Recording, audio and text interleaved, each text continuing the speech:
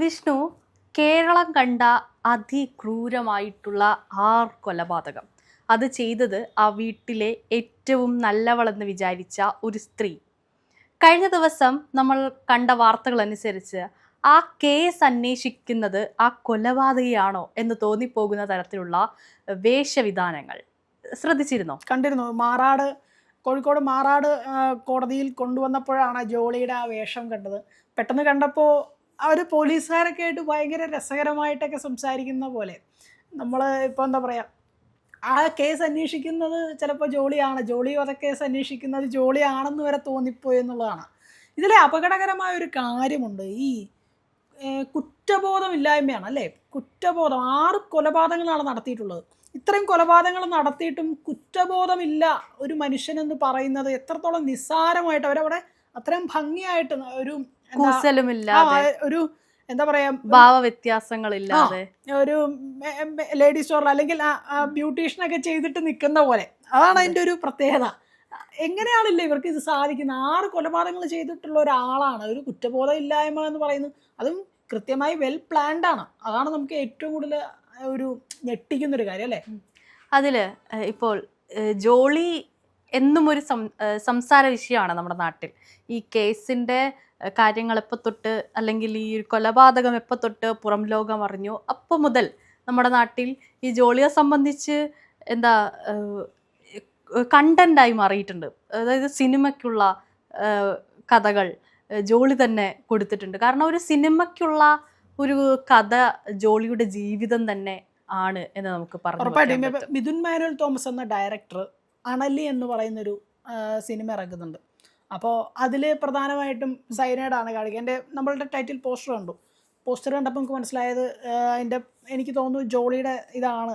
കാരണം അദ്ദേഹം എടുത്തിരിക്കുന്ന സിനിമകളിലെല്ലാം ഒരു റിയൽ സ്റ്റോറീസും കൊണ്ടുവരാൻ സാധിച്ചിട്ടുണ്ട്. 5-ാം പാതിരയിൽ തന്നെ റിപ്പർ രവി എന്നൊക്കെ പറയുന്നത് അത് വളരെ സീരിയസ് ആയിട്ട് കണ്ടിട്ടുള്ള ഒരു കഥാപാത്രമാണ്.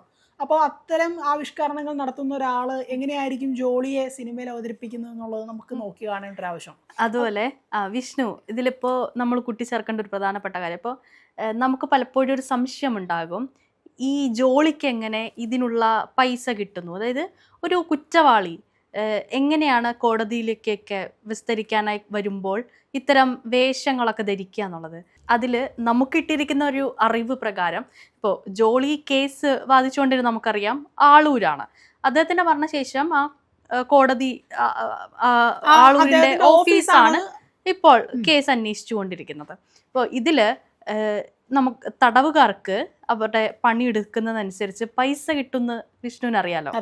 ആ പൈസ അയച്ചു കൊടുക്കും, ഈ വക്കീലന്മാർക്ക് അയച്ചു കൊടുക്കും. എന്നിട്ട് പറയും, എനിക്ക് ഇങ്ങനത്തെ ഡ്രസ്സ് വേണം, എനിക്ക് അടുത്ത കോടതി വിസ്താരത്തിന് പോകുമ്പോൾ ഇങ്ങനെ ഡ്രസ്സ് വേണം എന്നൊക്കെ പറഞ്ഞ് ആ വക്കീലന്മാർക്ക് പൈസ അയച്ചു കൊടുക്കുന്നതിൻ്റെ അടിസ്ഥാനത്തിലാണ് ഈ ഡ്രസ്സുകളൊക്കെ തന്നെയും വാങ്ങിക്കുന്നത്. അപ്പോൾ ഇതിൽ എന്താ പറയുക, അപ്പോൾ ആലോചിച്ച് നോക്കുക, ഒരു തടവ് പുള്ളിക്ക് കോടതിയിൽ പോകുമ്പോൾ ഇങ്ങനൊരു ഡ്രസ്സ് അല്ലെങ്കിൽ ഇങ്ങനൊരു മേക്ക് ഓവർ വേണം എന്ന് ചിന്തിക്കാൻ ജോളി തയ്യാറാകുന്നത് എന്തുകൊണ്ടാണ്? സൈക്കോപാത്ത് തന്നെ അല്ലേ, സമ്മതിക്കണല്ലേ. എന്താണല്ലേ അവർ പോകുന്നത് കല്യാണ പരിപാടിക്കോ അല്ലെങ്കിൽ ഒരു MLA-യുടെ മകളുടെ കല്യാണത്തിനൊന്നും അല്ല. അവർ പോകുന്നത് ജയിലിലേക്കാണ്, കോടതിയിലേക്കാണ്. അതെന്തിനാണ് പോകുന്നത്? 6 കൊലപാതകങ്ങൾ, 6 സൈനൈഡ് കലർത്തി കൊന്നിട്ടുള്ളതും സ്വന്തം ബന്ധുക്കളെയാണ്. ഭർത്താവിന്റെ മാതാവിനെയും പിതാവിനെയും എല്ലാവരെയും, ബന്ധുക്കളെയും സംശയം തോന്നി എല്ലാവരെയും കൊന്ന് തള്ളിയിട്ടുണ്ട്. അപ്പോൾ അത്തരം ആളുകളെ ക്രൂരമായി കൊന്നതിൻ്റെ ഭാഗമായിട്ട് ജയിലിൽ പോകുമ്പോഴാണെങ്കിൽ, കോടതിയിൽ നിൽക്കുമ്പോഴാണ് നമ്മൾ. അപ്പോൾ ഞാൻ മനസ്സിലാക്കുന്നത് ഇതൊരു സിസ്റ്റത്തിൽ പേടിയില്ലാത്തതുകൊണ്ടാണെന്നാണ്. ആ ഒരു സിസ്റ്റത്തിൽ പേടിയില്ല അവർക്ക്. ജോളിക്ക് ആ സിസ്റ്റത്തിൽ പേടിയില്ല. അതുകൊണ്ടല്ല അവർ എത്ര സിമ്പിളായിട്ടാണ് നിൽക്കുന്നത് അല്ലേ. ഒരു കല്യാണത്തിന് പോകുന്ന പോലെ നമുക്കൊക്കെ തന്നെ ഒരു തെറ്റ് ചെയ്താൽ നമുക്ക് ഉണ്ടാകുന്ന ഒരു പേടി എന്ന് പറയുന്നത്, ഒരു പോലീസിനെ കുറ്റബോധം ഇല്ല അവിടെ. കുറ്റബോധമേ നഷ്ടപ്പെട്ട് കഴിഞ്ഞു. എങ്ങനെയാണ് അവർക്ക് മുന്നോട്ട് ഇനി നീങ്ങാൻ പറ്റുന്നത്? ഇവിടെ പറയാണ് നമ്മൾ ജയിലിൽ നിന്ന് കിട്ടുന്ന പൈസയൊക്കെ എടുത്തിട്ട് വക്കീലിന് അയച്ചു കൊടുക്കുക. എന്നിട്ട് എനിക്ക് ഇന്ന ലിപ്സ്റ്റിക്ക് വേണം, എനിക്ക് ഇന്ന ഡ്രസ്സ് വേണം, എനിക്ക് ഇന്ന കാര്യങ്ങൾ വേണം, വള വേണം, കമ്മല് വേണം, അങ്ങനെ ഓരോ പാദസരം വേണം, ഇങ്ങനെ നിരവധി കാര്യങ്ങൾ പറഞ്ഞു കൊടുക്കുക. എനിക്കിതൊക്കെ വേണം എന്നൊക്കെ പറഞ്ഞിട്ട് ഇങ്ങനെ പറഞ്ഞു കൊടുക്കുക. സമ്മതിക്കണ്ടേ? ഒരു കുറ്റവാളി പിന്നെ ഇതെങ്ങനെ ആഗ്രഹിക്കുവാണ് എനിക്ക്, കാരണം നിയമത്തിൽ പേടിയില്ലാത്തത് തന്നെയാണ്. അതുപോലെ ഒന്ന് ആലോചിച്ച് നോക്ക്, ജോളിക്ക് അത്രയും ജോളിയെ കാത്ത് കുറെ പേർ പുറത്ത് നിൽക്കുന്നുണ്ട് എന്ന് ജോളിക്ക് ഒരു ബോധ്യമുള്ളത് കൊണ്ടായിരിക്കുമല്ലോ ഇത്തരത്തിലുള്ള വസ്ത്ര ഒക്കെ അണിഞ്ഞൊന്ന് പോകാം, ഒന്ന് ഒരുങ്ങി പോകാം എന്ന് തീരുമാനിച്ചത്. ഇതില് കഴിഞ്ഞ ദിവസം കോടതിയിലേക്ക് കൊണ്ടുവരുന്ന സമയത്ത് തന്നെ എല്ലാവരും ജോളിയെ നോക്കാനും ദൃശ്യങ്ങളൊക്കെ പകർത്താൻ തുടങ്ങിയപ്പോൾ തന്നെ പോലീസുകാർ കോടതിക്ക് അകത്തേക്ക് മാറ്റിയിട്ടുണ്ടായിരുന്നു. ആ സമയത്തൊന്നും ജോളിയുടെ മുഖത്തൊരു ഭാവ വ്യത്യാസം ഉണ്ടായിരുന്നില്ല. ഇപ്പോൾ പല മാധ്യമങ്ങളും ഇപ്പോൾ എഴുതിയിരിക്കുന്ന ഫ്രീക്കായി ജോളി മാറിയിട്ടുണ്ട്, ഭയങ്കര സ്റ്റൈലിഷായി ജോളി മാറിയിട്ടുണ്ട്. ഒരു NIT-യിലെ അധ്യാപിക എന്നൊക്കെ കള്ളം പറഞ്ഞ് നമ്മൾ കണ്ടിരുന്ന ആ ഒരു ജോളി, അല്ലെങ്കിൽ അങ്ങ് കേട്ടിരുന്ന ജോളിയിൽ നിന്ന് ജീൻസും ടോപ്പും ഷർട്ടും ഒക്കെ അണിഞ്ഞ ഒരു ജോളിയിലേക്കുള്ള ഒരു മാറ്റം, അതാണ് നമ്മളെ ഭയപ്പെടുന്നത്. ജോളിയുടെ കോൺഫിഡൻസ് കാണുമ്പോൾ എനിക്ക് ഈ അടുത്ത് കണ്ട ബാലൻ എന്ന് പറയുന്ന സിനിമ ഇറങ്ങിയിരുന്നു. അപ്പോൾ ബാലൻ എന്ന സിനിമയിൽ ആ ഒരു സ്ത്രീ അവതരിപ്പിക്കുന്ന ഒരു ക്യാരക്ടറാണ്, ഒരു അമ്മയും മകനുമാണ്. അപ്പോൾ ആ സ്ത്രീയുടെ ഒരു കോൺഫിഡൻസ് ഉണ്ട്, എത്രയൊക്കെ വന്നാലും എന്തൊക്കെ പ്രശ്നം വന്നാലും ഞാനത് നേരിടും എന്നുള്ളൊരു കോൺഫിഡൻസ്. അത് ജോളി തന്നെയാണ് ആ ക്യാരക്ടർ, അങ്ങനെയല്ല ഞാൻ പറഞ്ഞത്. പക്ഷെ ആ സ്ത്രീയുടെ ഒരു കോൺഫിഡൻസ് ഉണ്ട്, എവിടെ ആയാലും പോയി രക്ഷപ്പെടണം അല്ലെങ്കിൽ ജീവിക്കണം, അങ്ങനെ കൃത്യമായിട്ട് വെൽ പ്ലാൻഡ് ആയിട്ട് ചെയ്യുന്ന ഒരു ഇതാണ്. അത് തന്നെ ഇവിടെ ജോളിയിൽ നിന്ന് നമുക്ക് പെട്ടെന്ന് കണക്റ്റ് ആവുന്നതാണ് ഈ സിനിമ കണ്ടപ്പോഴാണ്. അതുപോലെ തന്നെ ഈ കേസിൻ്റെ ആസ്പദം, ആദ്യമായിട്ട് ഈ കേസ് സംഭവിക്കുമ്പോൾ അന്ന് ഇവിടുത്തെ പല മീഡിയ മാധ്യമങ്ങളെല്ലാം കൊടുത്തിരുന്നത് ജോളിക്ക് ഇഷ്ടം ഡോക്ടർ ആവാനായിരുന്നു. ജോളിയുടെ വിദ്യാഭ്യാസം MA LLB അല്ലെങ്കിൽ അങ്ങനെ കൃത്യമായിട്ടൊക്കെ ഇങ്ങനെ അതിൻ്റെ ഇത് കൊടുക്കുക. പിന്നെ ജോളിക്ക് ഇഷ്ടം മുളകിട്ട മീൻകറി എന്നൊക്കെ പറഞ്ഞിട്ട് നിരവധി കാരണങ്ങൾ ഇങ്ങനെ കൊടുക്കുന്നുണ്ടായിരുന്നു. എങ്ങനെയാണ് ഒരു മെയിൻ സ്ട്രീം മീഡിയയ്ക്ക്, ഒരു പ്രധാന മാധ്യമങ്ങൾക്ക് ഈ ഒരു പെൺകുട്ടി തെറ്റ് ചെയ്യുമ്പോൾ അതിനെ ന്യായീകരിക്കാൻ സാധിക്കുന്ന, അല്ലേ? പെൺകുട്ടിയല്ല, സ്ത്രീ. ഇവിടെ സ്ത്രീ അങ്ങനെ ഓക്കെ. അപ്പോൾ അവർ ചെയ്യുമ്പോൾ അവരുടെ വിദ്യാഭ്യാസമൊക്കെ എടുത്ത് പൊക്കി കാണിക്കുന്നതും എങ്ങനെയാണ് ന്യായീകരിക്കാൻ പറ്റുന്നത്? അവർ പ്രസിഡന്റിന്റെ കയ്യിൽ നിന്നും മറ്റേ പതക്കമൊന്നും മേടിച്ചിട്ടുള്ള ഒരാളല്ല, അല്ലെങ്കിൽ പട്ടും വളയും മേടിച്ചിട്ടുള്ള ഒരാളല്ല ഇതൊക്കെ ഇങ്ങനെ പൊക്കി ഉയർത്തി പറയാൻ. അതാണ് ഞാൻ മനസ്സിലാക്കുന്നത്. പിന്നെ അത് മാത്രമല്ല, എഡ്യൂക്കേഷൻ്റെ കാര്യം അവിടെ മീഡിയാസ് പൊതുവെ എടുത്തു പറഞ്ഞിരുന്നൊരു കാര്യമാണ് എഡ്യൂക്കേഷൻ. നല്ല എഡ്യൂക്കേഷൻ ഉള്ള ഒരാളാണ് ജോളി എന്ന് പറയുന്നത്. ഇപ്പൊ ജോളി എക്സാം എഴുതാൻ പോവാണ്. ജോളിക്ക് യാഥാർത്ഥ്യത്തിൽ പ്രീ ഡിഗ്രി വിദ്യാഭ്യാസമാണെന്നാണ് ഞാൻ മനസ്സിലാക്കുന്നത്.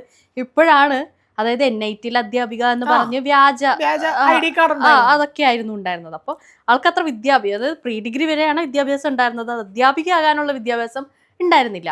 ഇപ്പോഴാണ് ആള് BA ക്ലാസ്സിലൊക്കെ ചേർന്ന് പരീക്ഷ എഴുതാനായിട്ട്. അപ്പൊ പഠിച്ച BA ഹിസ്റ്ററി എടുത്തിട്ട് റാങ്ക് മേടിക്കാൻ പോവുകയാണ് ജോളി, അല്ലെ? അതിനുള്ള അവസരവും കൂടെ നമ്മളുടെ സിസ്റ്റം ഒരുക്കി കൊടുക്കുകയാണ്. ഒന്ന് ആലോചിച്ച് നോക്കണം എത്രത്തോളം ഒരു 6 കൊലപാതകങ്ങളാണ്. ആ 6 കൊലപാതകങ്ങളിൽ അവരുടെ ബന്ധുക്കൾ ഇന്നും കരയുന്നുണ്ട്. അവർക്ക് നഷ്ടപ്പെട്ട അല്ലെങ്കിൽ ആ ജീവൻ അവർ ഇപ്പോഴും കരയുന്നുണ്ട്. എത്രത്തോളം ക്രൂരമായ ഒരു പ്രവൃത്തിയാണ് ചെയ്തു വെച്ചിട്ടുള്ളത്, അല്ലെങ്കിൽ അതെങ്ങനെയാണ് നമുക്ക് കണ്ട് ഇപ്പോഴും ഈ സിസ്റ്റം ഇവരെ ഇത്രത്തോളം ന്യായീകരിക്കുന്നത്, അല്ലെങ്കിൽ ഇവർക്ക് വേണ്ട സംവിധാനങ്ങൾ ഒരുക്കി കൊടുക്കുന്നത്. ഒരു കൂസലില്ലാതെ ജോളിക്ക് ഇന്നും ആ കോടതി മുറിയിൽ അല്ലെങ്കിൽ ആ കോടതി വരാന്തകളിൽ നിൽക്കാൻ സാധിക്കുന്നുണ്ടെങ്കിൽ അത് നമ്മളുടെ സിസ്റ്റത്തിൻ്റെ തന്നെ കൃത്യമായ പരാജയമല്ലേ കാണിക്കുന്നത്? ഇങ്ങനെ ഉള്ള ഇപ്പോൾ നമ്മൾ നേരത്തെ സൂചിപ്പിച്ച പോലെ സൈക്കോപാത്തുകൾക്ക് കൃത്യമായ ഒരു കടുത്ത ശിക്ഷ ഉറപ്പാക്കുക എന്നുള്ളതാണ് ഏറ്റവും പ്രധാനമായിട്ടും ചെയ്യേണ്ടത്. നമ്മുടെ നാട്ടിൽ ക്രൈം റേറ്റുകളൊക്കെ കൂടുതൽ ആവുന്നതിനുള്ള പ്രധാനപ്പെട്ട കാരണം നമ്മുടെ ശിക്ഷകളുടെ കാര്യമാണ്. ശിക്ഷകൾ വളരെ കുറവാണ്, അല്ലെങ്കിൽ ആരെയും ഭയപ്പെടുത്തുന്ന രീതിയിലേക്കൊരു ശിക്ഷയും നമുക്കില്ല. എന്നും പറഞ്ഞ് എല്ലാവരും തൂക്കിക്കൊല്ലണമെന്നല്ല. ഇപ്പോൾ ജോളിയുടെ കേസ് നോക്കിക്കഴിഞ്ഞാൽ 6 പേരെ കൊലപ്പെടുത്തുകയാണ് ഒറ്റയടിക്ക്. അതും ഒരു സംശയവും തോന്നാത്ത രീതിയിൽ സ്വന്തം ബന്ധുക്കളെ 6 പേരെയും വർഷങ്ങളെടുത്തുകൊണ്ട് കൃത്യമായി പ്ലാൻ ചെയ്ത് കൊലപ്പെടുത്തിയിരിക്കുക. അപ്പോൾ അവരുടെ മൈൻഡ് സെറ്റ് ഒന്ന് ആലോചിച്ച് നോക്കാം. അല്ലാതെ എനിക്ക് തോന്നുന്നു ജോളിക്ക് അങ്ങനെ മാനസിക വിഭ്രാന്തിയുള്ള ഒരാളൊന്നുമല്ല. കാരണം സ്വത്ത് ലക്ഷ്യം വെച്ചിട്ടാണ് ജോളി ഇതൊക്കെ ചെയ്തിട്ടുള്ളത്. കൂട്ടുപ്രതികളെയൊക്കെ ചേർത്ത് അവരെയൊക്കെ ആയിട്ടൊന്ന് ടൈപ്പായി സ്വത്താണ് ജോളിക്ക് ലക്ഷ്യം ഉണ്ടായിരുന്നത്. അപ്പോൾ മാനസിക വിഭ്രാന്തി ഉള്ള ഒരാളായിട്ട് ഞാൻ ജോളിയെ കണക്കാക്കുന്നില്ല. അങ്ങനെയും ചെയ്യുന്ന കൊലപാതകങ്ങളുണ്ട്, അതും കൂടെ നമ്മൾ പരിഗണിക്കണം. ഇത് ലീഗൽ വശങ്ങൾ ഇതിൻ്റെ പരിശോധിച്ച് കടുത്ത ശിക്ഷ നടപ്പിലാക്കുകയാണ് യാഥാർത്ഥ്യത്തിൽ ഇത്തരം സൈക്കോപാത്തുകൾക്ക് ആവശ്യം. ഈ ജോളി ഉൾപ്പെടെയുള്ള ഇപ്പോൾ നമ്മൾ ദൃശ്യ മോഡൽ കൊലപാതകങ്ങളൊക്കെ കണ്ടിട്ടുണ്ട്. അങ്ങനെ യഥാർത്ഥ സംഭവങ്ങൾ നടക്കുമ്പോൾ അതിനെ ആസ്പദമായി അതിനെ ഇൻഫ്ലുവൻസ് ആകുന്ന ഒരുപാട് മനുഷ്യർ നമ്മുടെ നാട്ടിലുണ്ട്. അപ്പോൾ ഇതിനൊക്കെ യഥാർത്ഥ മറുപടി, അല്ലെങ്കിൽ അവിടെ അതിനെയൊക്കെ തടയിടാൻ പറ്റുന്ന ഒരു കാര്യം എന്ന് പറയുന്നത് ഈ പറയുന്ന ശിക്ഷ തന്നെയാണ്. ഉറപ്പായിട്ടും. ഈ കളങ്കാവൽ എന്ന് പറഞ്ഞ ഒരു മമ്മൂട്ടിയുടെ ഒരു ചിത്രം ഉണ്ടായിരുന്നു. അതിനകത്ത് ഈ സൈനൈഡ് കൊടുക്കുന്നതാണ് ഇതുപോലെ തന്നെ. എത്രത്തോളം നിസാരമായി അതും യഥാർത്ഥ സംഭവത്തെ ആസ്പദമാക്കിയിട്ടുള്ളതാണ്. ഇപ്പോൾ ജോളിക്ക് വേണ്ടി ഇനി സിനിമകൾ വന്നുകൊണ്ടിരിക്കുകയാണ് അല്ലേ. നമുക്കിനി മുന്നോട്ട് ഇപ്പോൾ ഒരു ഡോക്യുമെൻ്ററി ഓൾറെഡി ഇറങ്ങിയിട്ടുണ്ടായിരുന്നു, നമ്മളെല്ലാവരും കണ്ടതാണ്. അതുമാത്രമല്ല ഇനിയിപ്പോൾ സിനിമകൾ വരുന്നു ജോളിയുടെ ഭാഗവുമായി ബന്ധപ്പെട്ട്.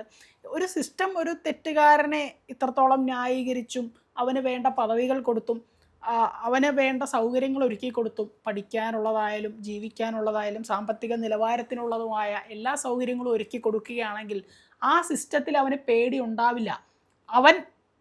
അവൻ ഒരു കുറ്റക്കാരനാണ് അവൻ, അല്ലെങ്കിൽ കുറ്റം ചെയ്തിട്ടുള്ള ഒരാൾ, ഇത്രയും വലിയ ക്രൂരത ചെയ്തിട്ടുള്ള ഒരാൾ, അവന് പേടി ഉണ്ടാവില്ല. അവനെല്ലാ സൗകര്യങ്ങളും ഇവിടെ സിസ്റ്റം ഒരുക്കി കൊടുക്കുകയാണ്. ഇത്രയും സൗകര്യങ്ങളെല്ലാം സിസ്റ്റം ഒരുക്കി കൊടുക്കുകയാണ്.